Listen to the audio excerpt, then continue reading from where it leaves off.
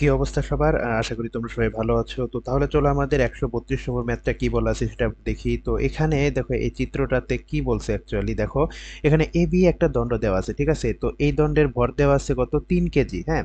এখানে XY বলে দিছে ঘূর্ণন অক্ষ এবং PQ আরেকটা ঘূর্ণন অক্ষ দিয়ে দিছে। তো এখান থেকে এটুকুর ডিসটেন্স হচ্ছে 1.5 মিটার এবং এখান থেকে এটুকুর ডিসটেন্স হচ্ছে 1.5 মিটার, হ্যাঁ? এখন এই প্রশ্নটাতে যে জিনিসটা বলছে সেটা হচ্ছে দণ্ডটিকে এক্স ওয়াই অক্ষের সাপেক্ষে ঘোরালে চক্রগতির ব্যাসার্ধ কি হবে? আচ্ছা, ক নম্বর কোশ্চেন। তো ক নম্বর কোশ্চেনে বলছে যে এক্স ওয়াই অক্ষের সাপেক্ষে ঘোরালে চক্রগতির ব্যাসার্ধ কি হবে। দেখো তো এখানে কি এক্স ওয়াইটা কি এবি দণ্ডের একদম মিডল পয়েন্ট আছে না? তাহলে আমরা কি জানি যে দণ্ডের মধ্যবিন্দুগামী অক্ষের সাপেক্ষে যদি কোনো বস্তুর চক্রগতির ব্যাসার্ধ বের করতে হয়, তাহলে তার ফর্মুলা আমরা কি জানি যে k is equal to l divided by √12। এটা আমরা জানি যে k is equal to l divided by √12, ঠিক আছে? তাহলে এখান থেকে এল এর ভ্যালুটা কি লিখবো আমরা? টোটাল মান কিন্তু লিখতে হবে, ঠিক আছে? এবি দন্ডের টোটাল দৈর্ঘ্য, এবি দন্ডের টোটাল দৈর্ঘ্যটা লিখতে হবে, সেটা হচ্ছে কি আমাদের 3 মিটার, ঠিক আছে? 3 মিটার ডিভাইডেড বাই √12, ঠিক আছে? তো আলটিমেটলি এখান থেকে যদি আমরা ক্যালকুলেশন করি তাহলে কে এর মানটা পাবো কি 0.866 মিটার, ঠিক আছে? আমরা চক্রগতির ব্যাসার্ধের মানটা পাবো 0.866 মিটার। এটাই হচ্ছে ক নম্বর। দেখো খুবই ছোট্ট একটা, এইটুকের জন্য 3 নাম্বার। তো এখন দেখো খ নাম্বার পোর্শনটুকু কি বলছে, এক্স ওয়াই অথবা পি কিউ কোন অক্ষ সাপেক্ষে দণ্ডটি ঘোরানো অধিকতর সহজ হবে গাণিতিকভাবে ব্যাখ্যা করো, ঠিক আছে? তো আলটিমেটলি আমাদের এখানে বের করতে হবে কি, টর্ক বের করতে হবে, ঠিক আছে? টর্ক বের করতে হবে। এখন এক্স ওয়াই এর সাপেক্ষে, ঠিক আছে? এক্স ওয়াই অক্ষের সাপেক্ষে আমরা যদি বের করি তাহলে আমরা কি লিখবো এখানে? I x y is equal to আমরা কি লিখবো যে m l square divided by হচ্ছে কি 12, ঠিক আছে?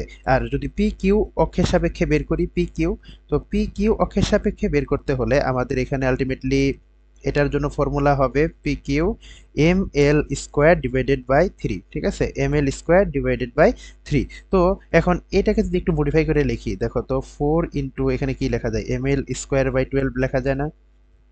4 into m l square by 12। তো এখান থেকে আমরা কি লিখতে পারি যে 4 ইন্টু আই এক্স ওয়াই, এটা আমরা লিখতে পারি যে 4 ইন্টু আই এক্স ওয়াই, পিকের জন্য আমরা এটা লেখা ফেলে দিলাম, ঠিক আছে? আচ্ছা, এখন টর্কের ফর্মুলা আমরা কি জানি, যে টর্কের ফর্মুলা আমরা জানি কি, torque tau is equal to I alpha, ঠিক আছে? Torque tau is equal to I alpha. এখন যদি আমরা বলি যে দুইজনের ক্ষেত্রেই কৌণিক ত্বরণ সেম, তাহলে সেই ক্ষেত্রে আমরা কি লিখতে পারি যে tau x y divided by tau p q is equal to আমরা কি লিখতে পারি ultimately I x y into alpha divided by I p q into alpha, এটা আমরা লিখতে পারি। এখান থেকে আমরা এই জিনিসটা লিখতে পারি কিনা? আচ্ছা, তো এখান থেকে দেখো কি আমাদের আলফা আলফা কাটাকাটি গেল, তাহলে এখানে থাকলো কি আই এক্স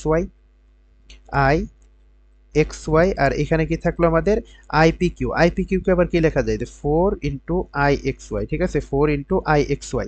তাহলে এখান থেকে আমরা কি পাবো 1/4, ঠিক আছে? তাহলে tau x y divided by tau p q is equal to আমরা কি পাইলাম 1/4। তাহলে এখান থেকে কি লেখা যায় দেখো তো, tau x y is less than tau p q, এটা আমরা লিখতে পারি। আচ্ছা, এখন দেখো তো যে জিনিসটাকে ঘোরাইতে যে জিনিসটার টাওয়ার মান কম হবে, ঠিক আছে? তাহলে সেই জিনিসটাই তো ঘোরানো বেশি সহজ হবে, কারণ টর্কের মান কম, তাকে ঘোরাইতে প্রয়োজনীয় টর্কের মানটা কি কম, ঠিক আছে? টর্ক হচ্ছে এক প্রকার ঘূর্ণন ফোর্স, ঠিক আছে? টর্ক হচ্ছে এক প্রকার ঘূর্ণন ফোর্স, তো তার যার ফোর্স কম তাহলে কি ঘোরানো সহজ। তার মানে কি এক্স ওয়াই দণ্ডের সাপেক্ষে আমরা বস্তুটিকে খুব সহজেই ঘোরাইতে পারবো, ঠিক আছে? তাহলে এটাই হচ্ছে আমাদের অ্যান্সার।